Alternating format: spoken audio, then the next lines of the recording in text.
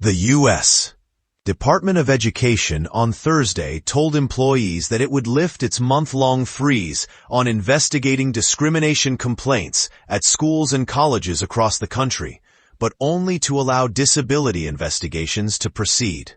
That means that thousands of outstanding complaints filed with the department's Office for Civil Rights related to race and gender discrimination, most of which are submitted by students and families, will continue to sit idle. That includes cases alleging unfair discipline or race-based harassment, for example. I am lifting the pause on the processing of complaints alleging discrimination on the basis of disability. Effective immediately, please process complaints that allege only disability-based discrimination. Craig Trainor, the office's acting director, wrote in an internal memo obtained by ProPublica. It was sent to employees in the enforcement arm of the office, most of whom are attorneys. The spokesperson for the department did not immediately respond to a request for comment. ProPublica reported last week that the Department of Education had halted ongoing civil rights investigations, an unusual move even during a presidential transition. Department employees said they had been told not to communicate with students, families, and schools involved in cases that were launched in previous administrations, describing the edict as a gag order and saying they had been essentially muzzled. The office has opened only a handful of new cases since the inauguration of President Donald Trump, and nearly all of them reflect his priorities. The investigations target a school district's gender-neutral bathroom and institutions that have allowed transgender athletes to participate in women's sports. Other prioritized investigations involve allegations of discrimination against white students or of anti-Semitism.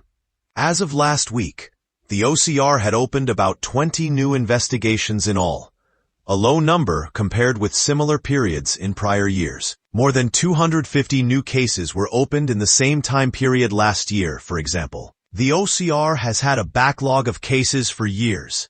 There were about 12,000 pending investigations when Trump took office. Some had been open for more than a decade, which civil rights advocates said failed to bring relief to students when they needed it. About half of the pending investigations are related to students with disabilities who feel they've been mistreated or unfairly denied help at school, according to a ProPublica analysis of department data. Investigators were pursuing about 3,200 active complaints of racial discrimination, including unfair discipline and racial harassment. An additional roughly 1,000 complaints were specific to sexual harassment or sexual violence, the analysis found. The remainder concern a range of discrimination claims. Ignoring or attacking disability rights would be politically unpopular, said Harold Jordan of the American Civil Liberties Union, who works on education equity issues across the country. They don't want to be seen as shutting down all the disability claims, he said. But complaints typically investigated by the OCR, many related to discrimination against students of color, do not align with Trump's priorities on racial bias, which so far have related to prejudice against white students.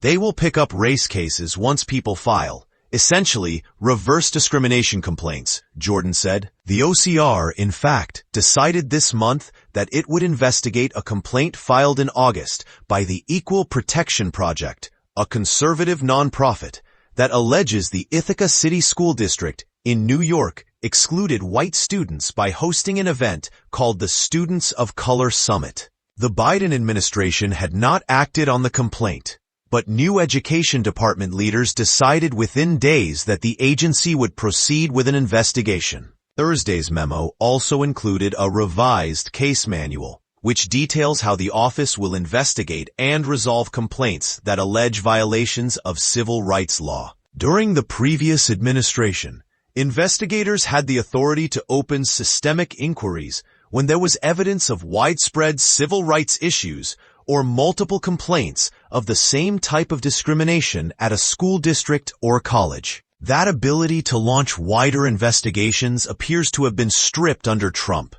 There is no mention of systemic investigations in the new manual. The manual also no longer includes gender-neutral references. People alleging violations of their rights have been replaced by his or her in Trump's updated version.